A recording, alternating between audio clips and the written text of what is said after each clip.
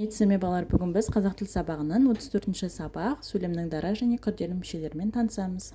Бүгінгі сабақта біз сөйлемнің дара және күрделі мүшелерін ажыратамыз және дерек сөздерден ақпарат табуды үйренеміз.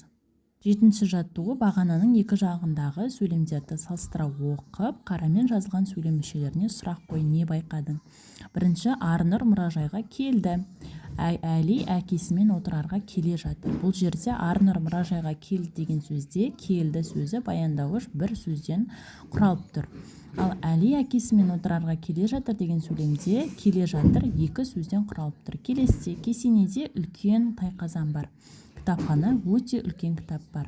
Бұл жерде де үлкен деген сөз бір сөзден, ал өте үлкен екі сөзден құралып тұр. Келесі, тайқазанның салмағы 2 тонна. Тәуелсіз ескерткішінің биіктігі 28 метр. Бұл жерде де 2 деген бір сөзден құралып тұр, ал 28 екі сөзден құралып тұр. Бірақ та сөйлем ішінде екеуі де бірдей сұраққа жауап береді. Енді осы қарамен жазылған сөздер сөйлем мүшелерін сұрақ қояйық. Арнұр мұражайға келді. Арнұр не істеді? Арнұр мұражайға келді. Яғни келді, не істеді деген сұраққа жауап береді. Ал Әли әкесімен отырарға келе жатыр. Келе жатыр. Не істеді? Келе жатыр. Әли келе жатыр. Кесенеде үлкен тайқазан бар. Қандай тайқазан бар? Үлкен тайқазан бар. Ал кітапханада өте үлкен кітап бар. Қандай кітап бар? Өте үлкен кітап бар. Тайқазанның салмағы 2 тонна.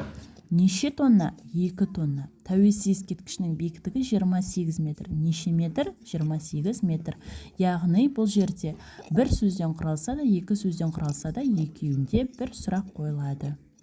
Енді не байқадың дейді. Бұл жерде бірінші бағанада бір сөзден құралып тұрған сөздер, яғни бұларды дара мүшелер деп атаймыз. Ал екінші бағанадағы сөздер екі сөзден құралып тұрса, бірақ та бір сұраққа жауап беретін болса, бұларды күрделі мүшелер деп атаймыз. Бұдан шығатын ереже, сөйлем мүшесі бір сөзден де бірнеше сөзден де жасала береді. Жеке сөзден жасалған сөйлем мүшесін дара мүше деп атаймыз. Мысалы, Марал кесенеге келді, яғни келді баяндауыш, бұл бір сөзден жасалып тұр.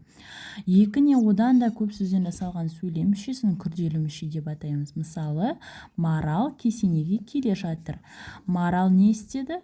Немесе Марал қайтты? Марал келе жатыр. Яғни бұл жерде екі сөзден жасалып тұр. 8-ші жаттығу, жаңылтпашты оқып жатқа жаз. Толағайдың торалы аты бар, толағай торалы атыңды тағалатып ал дейді. Яғни осы жаңылтпашты жаттап, кітапқа қарамай жатқа жазамыз. Астына тапсырмаларды қарай, күрделі мүшені тап, оның қай сөзбен байланысқанын сызып көрсет дейді. Бұл жерде күрделі мүше тора ала. Тора ала аты, яғни тора ала аты. Қандай аты? Тора ала аты. Екіншісінде де тора ала атыңды. Бұл жерде де тора ала атыңды. Қандай атыңды? Тора ала атыңды. Яғни осы жерде екеуі бір-бірімен байланысып тұр. Енді айтылу мен жазылуына келетін болсақ, тора ала деп жазылады, ал тез айтылған кезде тора ала деп айтылады. Және де тағы бір күрделі мүше, бұл тағалатып ал, яғни бұл жерде атыңды тағалатып ал, яғни байланысы атыңды. Нені тағалатып ал? Атыңды не істе? Тағалатып ал деген сұраққа жауап береді. Бұл жерде тағалатып ал деген кезде бірге жазылады. Келесі 9-ші жаттығу, мәтіннен күрделі мүшелерді тауып, неліктен күрделі мүше болатын дәлелде. Әкең Мұхаммед Құсайын мырзаның өз дегеннен қайтпайтын мінезі бар. Бала күннен ата-баба тарихын құлағына құйып өсті. Олардың жүріп өткен жолдарына дейін жатқа білемін. Аталарының іс-әрекеті ол үшін үлкен мәртебе. Солардың халқына еткен қызметін мақтаныш тұтатын. Аталарындай болу оның бала күннен бергі мақсаты еді. Мына заман оған мүмкіндік беріп пе? Мәулен есіне бірдеңе түскенде үнсіз қалды. Мұхаммед Хайдардың екі көзі ұстазында. Ол үшін одан асқан данышпан жоқ тәрізді. Бұл Шығыстың ұлылары кітабынан алынған. Енді ойыңды дәлелдеп үйрен дейді. Бұл күрделі мүше, өйткені ол екі сөзден құралған. Бәрі бір ғана сұраққа жауап беріп, сөйлемнің бір ғана мүшесінің қызметін атқарады. Яғни күрделі мүше екі сөзден құралады және бірдей сұраққа жауап беріп, бір сөйлемнің мүшесі ғана бола алады екен. Енді осы мәтін бойынша жеке-жеке тоқталайық әрқайсысына. Мысалы, бірінші сөйлемде әкең Мұхаммед Құсайын мырзаның өз дегеннен қайтпайтын мінезі бар. жердегі күрделі мүше Мұхаммед Құсайын мырзаның өз дегеннен қайтпайтын мінезі деген. Бұл бастауыштың қызметін атқарып тұр, және де несі деген сұраққа жауап беріп тұр. Яғни несі бар? Мұхаммед Құсайын мырзаның өз дегеннен қайтпайтын мінезі. Келесі сөйлем бала күннен ата-баба тарихын құлағына құйып өсті. Бұл жерде күрделі мүше ата-баба тарихын. Нені құйып өсті? Ата-баба тарихын. Бұл жерде тоқтауыш қызмет атқарып тұр. Нені деген сұраққа жауап беріп тұр. Және де осындай тыныс белгісі арқылы тоқтауыштың сызбасын сызады екенбіз. Келесі сөйлем олардың жүріп өткен жолдарына дейін жатқа білемін. Бұл жерде жүріп өткен жолдарын, яғни нені жатқа білесің? Жүріп өткен жолдарын. Бұл жерде тоқтауыштың қызметін атқарып тұр. Келесі сөйлем аталардың іс-әрекеті. Ол үшін үлкен мәртебе. Бұл жерде аталардың іс-әрекеті. Не үлкен мәртебе? Аталардың іс-әрекеті. Бұл жерде бастауыш қызметін атқарып тұр. Келесі сөйлемде солардың халқына еткен қызметін мақтан тұтамын дейді. Бұл жерде солардың халқына еткен қызметін. Нені мақтан тұтамын? Солардың халқына еткен қызметін. Бұл жерде тоқтауыштың қызметін атқарып тұр. Келесі сөйлем аталарындай болу оның бала күнінен бергі мақсаты еді.